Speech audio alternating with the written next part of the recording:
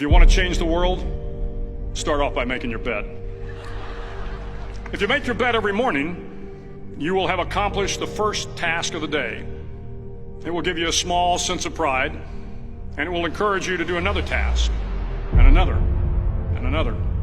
And by the end of the day, that one task completed will have turned into many tasks completed. Making your bed will also reinforce the fact that the little things in life matter.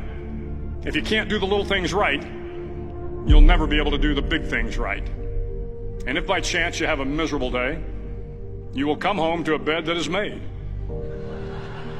that you made. And a made bed gives you encouragement that tomorrow will be better.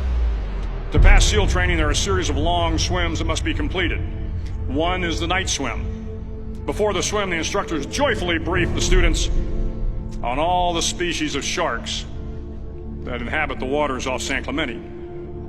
They assure you, however, that no student has ever been eaten by a shark, at least not that they can remember. But you are also taught that if a shark begins to circle your position, stand your ground. Do not swim away. Do not act afraid. And if the shark, hungry for a midnight snack, darts towards you, then summons up all your strength and punch him in the snout, and he will turn and swim away. There are a lot of sharks in the world. If you hope to complete the swim, you will have to deal with them. So if you want to change the world, don't back down from the sharks.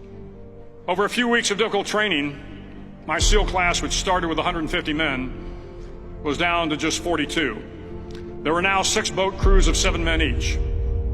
I was in the boat with the tall guys, but the best boat crew we had was made up of the little guys, the Munchkin crew, we called them. No one was over 5'5".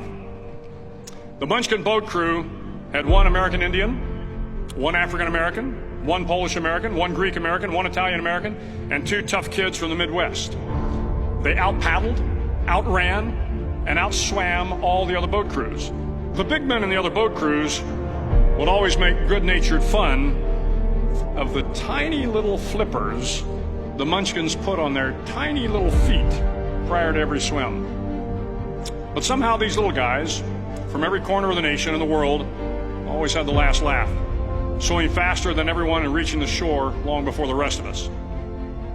SEAL training was a great equalizer. Nothing mattered but your will to succeed, not your color, not your ethnic background, not your education, not your social status. If you want to change the world, measure a person by the size of their heart, not by the size of their flippers. The 9th week of training is referred to as Hell Week. It is 6 days of no sleep, constant physical and mental harassment, and 1 special day at the Mud Flats. The Mud Flats are an area between San Diego and Tijuana where the water runs off and creates the Tijuana Sloughs, a swampy patch of terrain where the mud will engulf you. It is on Wednesday of Hell Week that you paddle down to the Mud Flats and spend the next 15 hours trying to survive the freezing cold, the howling wind, and the incessant pressure to quit from the instructors. As the sun began to set that Wednesday evening, my training class, having committed some egregious infraction of the rules, was ordered into the mud. The mud consumed each man till there was nothing visible but our heads. The instructors told us we could leave the mud if only 5 men would quit.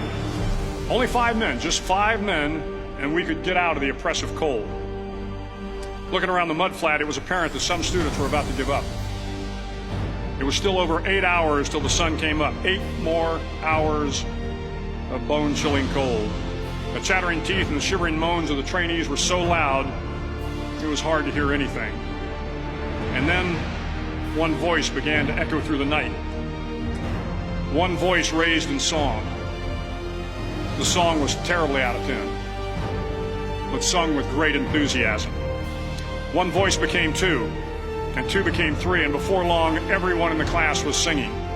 The instructors threatened us with more time in the mud if we kept up the singing, but the singing persisted, and somehow the mud seemed a little warmer, and the wind a little tamer, and the dawn not so far away.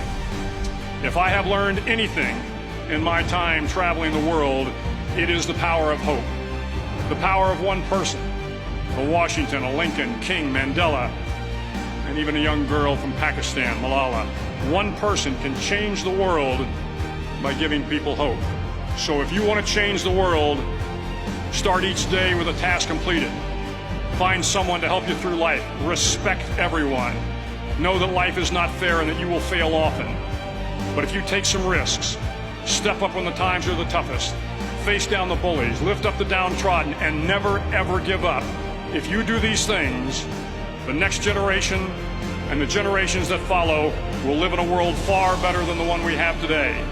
And what started here will indeed have changed the world for the better.